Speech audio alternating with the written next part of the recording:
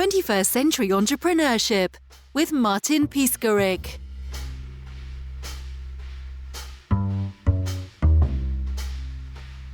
So, anyway, how did you get interested in financial planning and stability? I mean, here's the thing. I've been an entrepreneur and business owner for quite a while.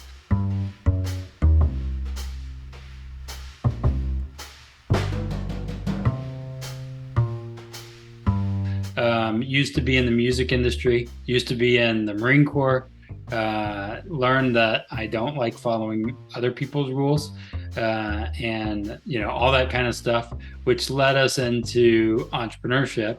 And I had this great idea. I wanted to make a difference in the world. So by making a difference in the world, we were like, hey, coffee does this. It's the second most widely traded commodity in the world. Americans the number one consumer. Let's start a coffee shop.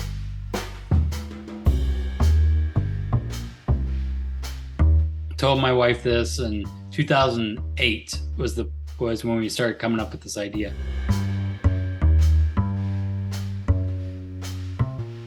And that's not the best time to start a business, by the way. So we had this idea. My wife is the one that gets it done. I have the crazy ideas and she implements. So we thought on it for a couple years. We actually opened up our coffee shop in 2011. Had a brick and mortar business. We were what I think a lot of people who are in entrepreneurship, when they first start, they're a bit naive, and you need a bit naivety to get out there. Otherwise, if you knew how hard it would be, you'd go work for somebody else. Yeah, right? sure. Without leap of faith, it's almost impossible. Yeah. So we ended up working through that, owning it for 7 years, had some challenges, learned about this thing called infinite banking, and profit first as well. Also realized that our business name was Overflow. The coffee shop's name was Overflow, but we weren't taking care of ourselves. We were not overflowing to other people. And it started with our health. Having staff can sometimes literally kill you if you don't watch out. So literally I went to the emergency room once because of the staff problem and fired the girl. And then I was back to normal, I was like, that was an issue. So long story short, we were selling the business because we're having a child, right? And we're like, all right, we can't do certain things that we were able to do previously. We could eat ramen all day long, right? As entrepreneurs and new business owners. However, when you have a family, there's different choices, things that you got to do, and it's illegal to have a baby on your back behind the bar, like at least in the U.S. Maybe where you're at, it's not illegal, but health department would have shut us down. So we decided to sell that business, and I had been impacted by my mentor who helped me build a financial system for our business, the stability piece that I learned a lot about during the coffee shop years and was able to use. This is the infinite banking thing that we created or implemented. Well, we used it for emergencies in the business. And then as we were closing out that part of our life, I interviewed to work for him, and he told me, no. He said, I can't hire you. You're too entrepreneurial and too much of a business entrepreneur that I can't have you working as my employee. It wouldn't work. And I was like, well, that sucks. I've given him a lot of clients. I believe in this. And then 2 months later, he comes to me and he's like, I have an idea. How about you and your wife start your own agency and I'll train you? And we're like, sounds great. Let's do it. And we did not know that there was a whole opinion about money. We just knew this system that we had set up helped us ultimately sell the business and not close the business, helped us to get through emergencies and not go into debt more, right? That was how we ended up in the finances, just because it's kind of like, hey, this helped me. Let me help other people. And then we find out a lot of people have very different opinions depending on where you land.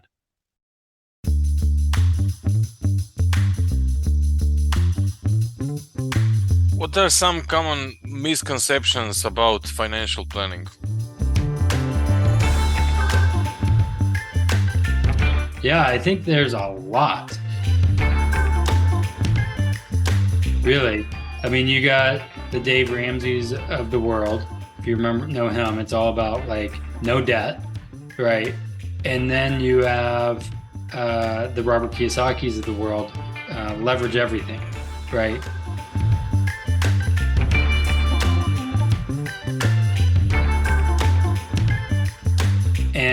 And what can be dangerous is when you follow just one thing, or say put it all into ETF funds or into the market here in the US, right? That can be dangerous, right?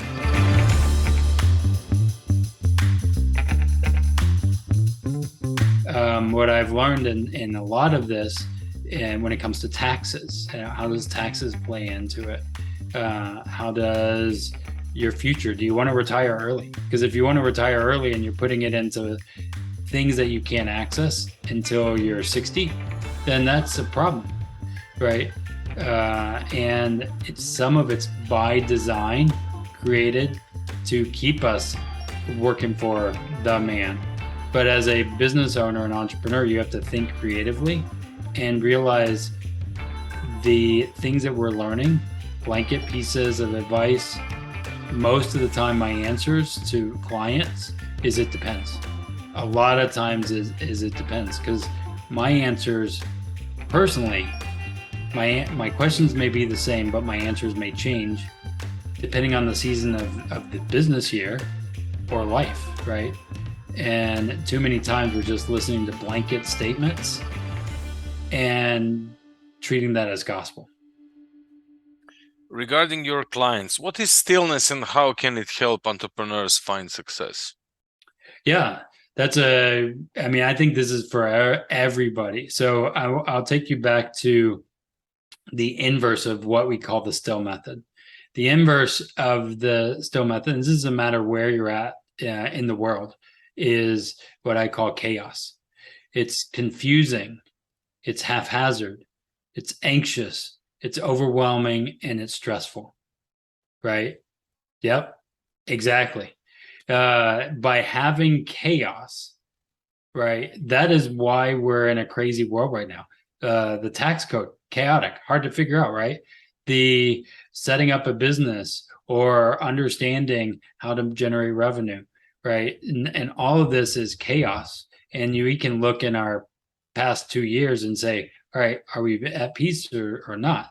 And the other part, I think, is the market, at least in the US, has been going up and to the right. Are we in a better position or not? Most people are more stressed out, more worried. They don't have all this money that they thought they would. And that is not healthy. So we have to go back and think, what was our goals? And this is the problem that I think a lot of business owners, people, individuals, they don't reflect, they don't stop. They're just running through life and nonstop, because that's what the world is saying to do, right? But still is, taking time, and it doesn't have to always be about money. It can be about anything, right? So setting your sights, you have to have a goal of where you want to go, right? Setting your sights, where do you want to go? How do you want to get there? And those kind of things, and set your sights. Do I want a good marriage? Those kind of things. And you reverse architect, right? Most people are saying, oh, I got here. How did I get here? And they may have chased money, but they lost a marriage or lost their kids, or and so what do we want? So setting your sights. Then you have to track your in and out, tracking your expenses. This is budgeting. People hate budgeting, but what you measure is really important. What you look at it's really important to be able to see right? What's going on? What's the map, right? So you want to track, right? And that's a big thing. Then you inspect. You don't just track it, you inspect it, you see what's happening. Look for 1% adjustments is the next letter. We don't just overcome it or get to this place. We don't just become basketball stars, right? There's 1% adjustments. There's practice that takes place, right? Or you're not going to be a basketball star because you don't have the genetics, right? That's one thing. But 1% adjustments, that'll get there. And then live deliberately. And most people, again, are not deliberate in their lives. They're just saying, oh, invest in a 401k, do all this, and they're not intentional. So then that last letter, live intentionally, guess what it does? It feedback loops back into setting your sights. And you go through that regularly.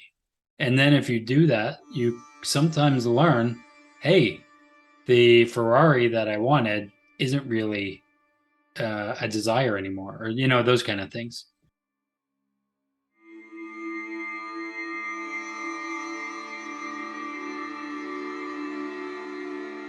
Are there any specific ways that entrepreneurs can benefit from, let's say, taking time to be still? I mean, I think there's so many things, right?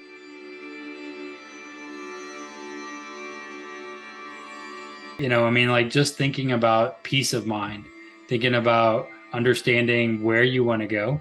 There's so much, there's the Grant Cardones of the world that is all about massive action.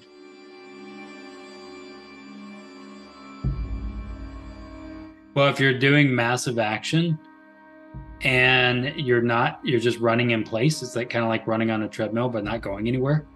Well, by kind of looking back, you can kind of track and look to be able to figure out, am I going in the right direction, or have I just spent 20 years creating something I hate?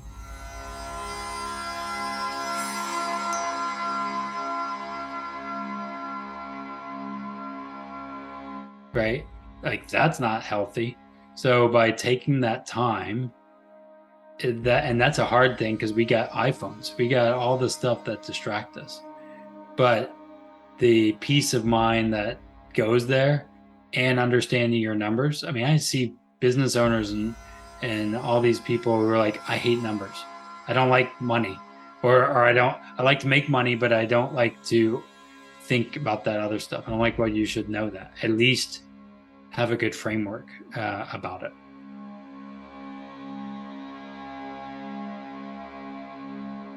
So your model is targeting a cognitive level, so like a specific mindset and or emotional level and or physical level. And based on your experience, you were in military and all kinds of experiences. So you probably know you walk the talk, yeah? Yeah. And I realized, whenever I was in the years of the coffee shop, why I almost ended up in the hospital was because I was drinking way too much coffee, more than you should be whenever, half a cup of coffee all day long.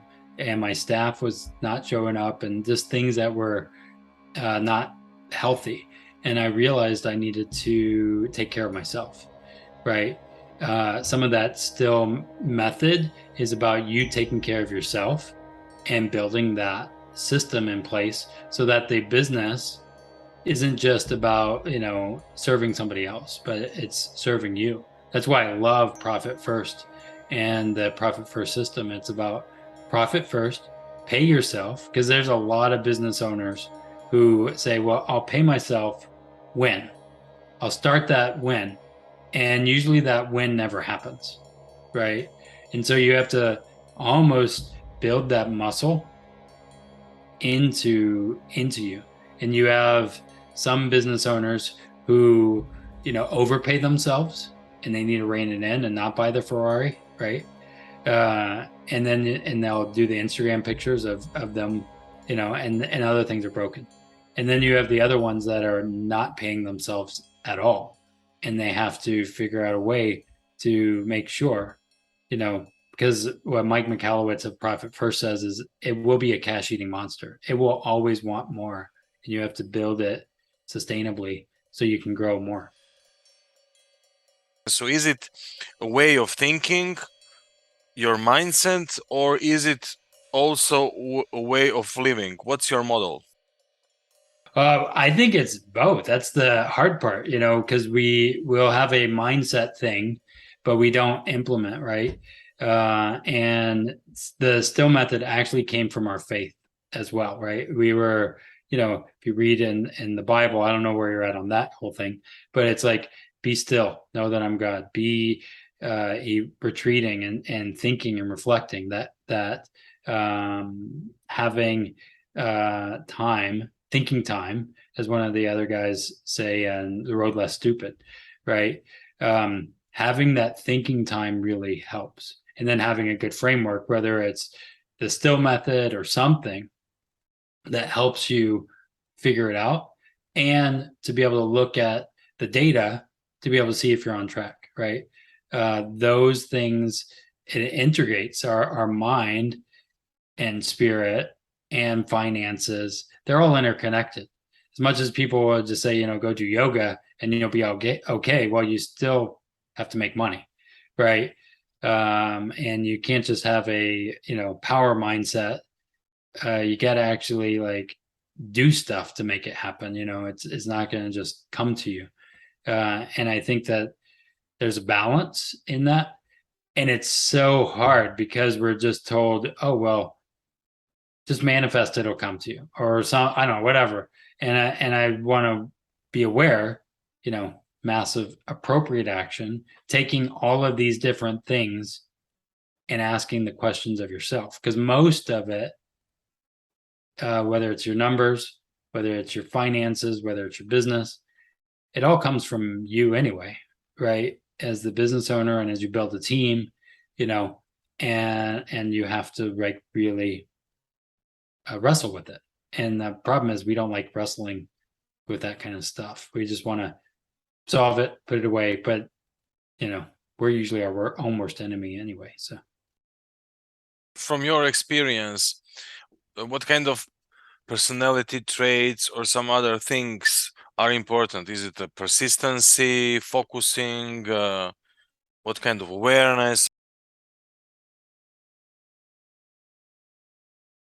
I think you have to have some degree of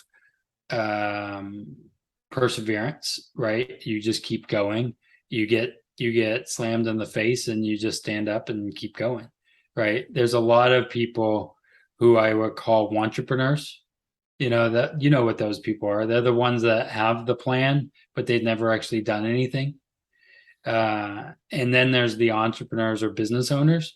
Those are the ones that they have some war wounds and some stories and failures, because the failures, and I have plenty, right, are the ones that really help you go forward, right? You learn, or you fail and you stay in that place, and that's not what you want to do. But like understanding those failures and moving from there. And we all start from different places. When I started our coffee shop, I didn't have a rich uncle that could help me. So there's different times where we start, but we can learn. But failing forward is a big deal. And again, that still method for me helps to reorient, to say, okay, this happened, didn't work. Okay, now what do we do? Right. Can you share with us some of the challenges, so your clients' challenges, and what were your interventions? What were your process to help them out? Yeah, I think some is not understanding how money works. I mean, I swear, when I do financial analysis with people and just thinking through how this works, I tell people all the time, don't do what the banks tell you to do what the banks do, right? And just understanding how that system works. I mean, they literally is the best business model in the world, right? I mean, they use your money, turn around and give it to somebody else at an higher interest rate, and there's no risk for them, right? I'm like, that's interesting. And then also realizing a lot of people, when I do financial analysis and a lot of this with clients, they are working for a bank 25% of the time. If they have 25% interest credit cards, just thinking about how that affects them, and then just puts them in a downward spiral. But you still want to use, like the Robert Kiyosaki, use debt wise, but be smart about it, right? And a lot of times we're told, just go make more money, and that stuff will figure it out. But you have to understand, have a team around you that are tax strategists, business coaches, that see things that you necessarily don't see, because we have things in our eyes that block us, right, all the time. We always think we're the best, right? Till you get married, and then your significant other will tell you otherwise, typically. The other thing I think is that team effort. I have my wife who's a business partner, and she has a lot of strengths that I don't have. So I tell every business owner or entrepreneur, 3 things I tell everyone. Know that you know that you're called to it, because it's going to suck sometimes. It's going to be awesome too, but there's going to be things that happen that you're like, holy crap, I never want to do this again. And then the second is have a team. I mentioned that before, like have a team that care about you, not just, what kind of thing did you create, right? And then the third thing is know your numbers. Too many people don't know their numbers, and they don't know how the systems can implement and work with each other, right? So that's, again, I love my infinite banking thing that I do here in the States, because it complements what I'm doing in my business, and I have access and ability to grow in a really powerful way.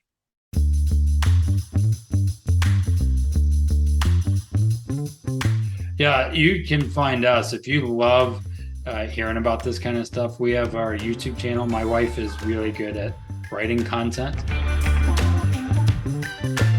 and you get both of us. But you go to Wealth Wisdom FP, that's Wealth Wisdom Financial Partners. You'll find us on YouTube. We have a podcast that we've been doing for several years now, Wealth Wisdom FP.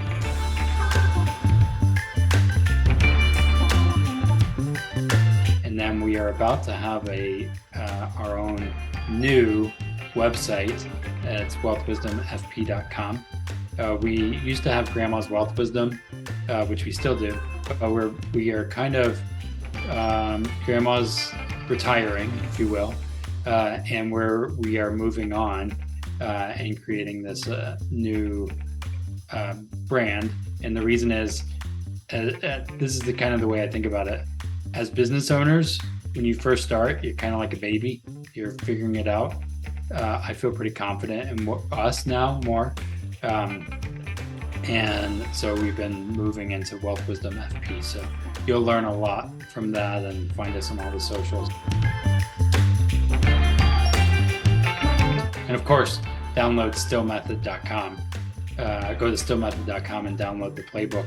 There will be a book coming soon after my wife finishes some big studies that she has. 21st Century Entrepreneurship with Martin Piskarik.